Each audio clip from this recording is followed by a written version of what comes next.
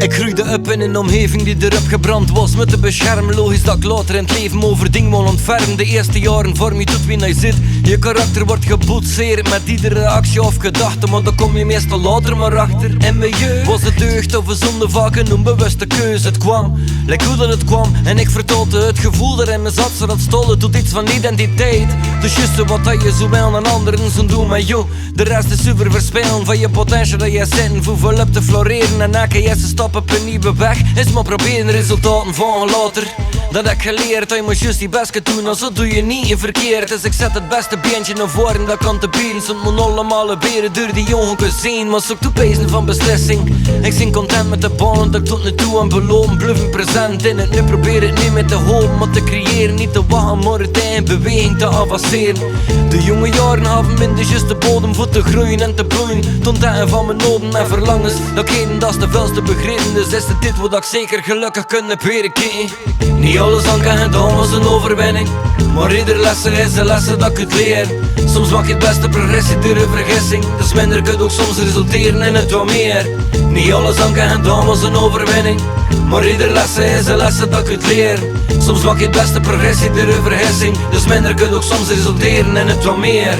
Niet elke stap dat ik ooit te zetten was de juiste. Mijn allemaal een fase gaat van dikke jeugdpussen, maar niet iedereen kan kiezen of vroeger in goede moed. Voor zoveel mensen was het leven zwaar, opgevoed met de weinig echte liefde, zonder tekort. En sommige van hen groeiden op in een stort, kosten niet tussenkomen met vragen of met gevoel. En ertussen te wasje was niet lekker hoe dat is bedoeld. Het is niet logisch dat een kind zit te snakken achter connection, dat zult er standaard moeten zijn. Maar een reflectie bezig ik weer al wat maten in de klas is aan verdriet, maar dat is niet het wat hij aan die leeftijd makkelijk ziet. En het is vooral dat ze het verbergen achter een masker, meestal kom je er maar vele jaren later. Lijk achter wat dat er allemaal speelde in het Wiense verhaal. Wat was veranderd zoals zij de dag dagelijkse normaal.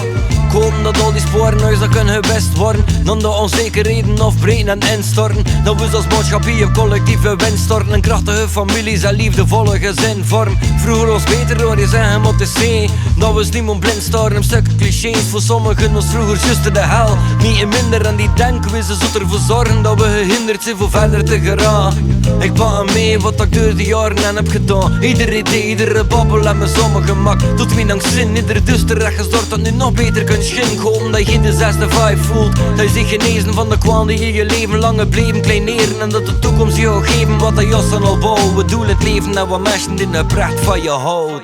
Niet alles aan kan gedaan was een overwinning, maar ieder lessen is een lessen dat ik het leer. Soms maak je het beste progressie door een vergissing, dus minder kan ook soms resulteren in het wat meer. Niet alles aan kan gedaan was een overwinning, maar ieder lessen is een lessen dat ik het leer.